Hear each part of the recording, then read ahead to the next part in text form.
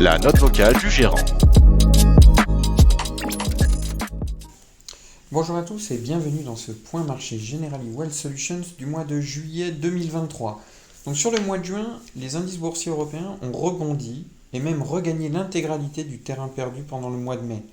Le CAC 40 s'adjuge sur la période 4,5% et se rapproche ainsi de ses plus hauts du mois d'avril.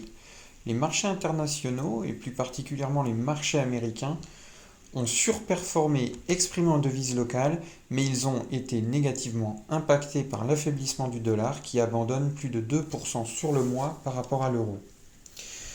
Les perspectives de croissance mondiale restent médiocres aux États-Unis comme en Europe pour l'année 2023 comme pour l'année 2024. Dans ce contexte globalement assez morose, il convient de noter que les derniers chiffres de la croissance américaine pour le premier trimestre 2023 ont finalement été revus à la hausse à 2% en rythme annualisé, ce qui entretient l'espoir d'un atterrissage en douceur de l'économie américaine. Le secteur manufacturier et industriel reste en difficulté, tandis que le secteur des services, très résilient jusqu'à présent, faiblit légèrement à son tour. Le rebond économique chinois fait long feu et le gouvernement devrait annoncer des mesures de relance dans les prochaines semaines pour soutenir l'activité. La désinflation se poursuit dans le monde, mais l'inflation cœur, c'est-à-dire hors alimentation et énergie, est persistante. Il est d'ailleurs difficile de croire que celle-ci pourra revenir rapidement sur les cibles à moyen terme des banques centrales, tant le marché du travail est soutenu actuellement. Les pressions salariales restent fortes et préoccupent les banquiers centraux, et toute bonne nouvelle sur le front économique, plus particulièrement sur celui de l'emploi, fait craindre aux opérateurs le maintien de politiques monétaires restrictives. Il s'ensuit une hausse des taux d'intérêt et de la volatilité sur les marchés d'actions. Une bonne nouvelle économique devient une mauvaise nouvelle pour les marchés financiers, et vice-versa. Après que la Banque centrale américaine ait passé son tour en juin, les marchés intègrent désormais largement une nouvelle hausse des taux directeurs aux États-Unis pour le mois de juillet, ce qui porterait leur taux directeur à 5,5%. Les banques centrales d'Angleterre, du Canada et d'Australie ont récemment surpris en resserrant plus qu'attendu leurs politiques monétaires respectives.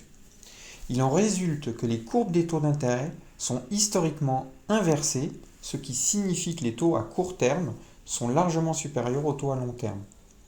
Nous restons d'avis qu'il est difficile à ce stade d'anticiper une baisse des taux d'intérêt directeurs des banques centrales sur la seconde partie de l'année 2023. Cependant, l'affaiblissement du secteur des services, s'il se poursuivait au cours des prochaines semaines, devrait peser sur l'activité économique globale. Aussi, il nous semble que la hausse des taux d'intérêt, à court terme comme à long terme, est déjà bien avancée. Enfin, le début de la période estivale marque le coup d'envoi des publications de résultats pour les sociétés cotées.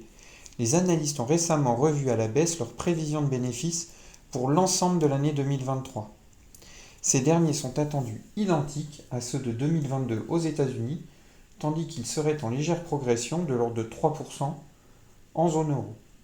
Les marges et les perspectives seront d'autant plus surveillées par les opérateurs que les premières sont au plus haut historique, tandis que les seconds sont représentatifs de l'état d'esprit des chefs d'entreprise dans ce contexte économique à faible visibilité. Alors dans ce contexte justement, que faire au niveau de la stratégie d'investissement ? Notre stratégie d'investissement reste globalement identique depuis maintenant plusieurs mois et la situation actuelle ne nous invite pas à réaliser de modifications majeures. Sur la poche action, nous restons quasi exclusivement investis sur les grandes valeurs, leaders sur leur secteur et largement diversifiés sur les pays développés. Nous restons sous-pondérés sur les pays émergents. En juin, nous avons poursuivi les allègements sur les valeurs technologiques américaines afin de prendre des bénéfices après les fortes progressions liées à l'euphorie autour de l'intelligence artificielle, tandis que nous avons profité des tensions sur les taux d'intérêt européens à long terme afin de renforcer les positions obligataires. Merci de votre écoute et à très bientôt pour un prochain point marché Generali Wealth Solutions.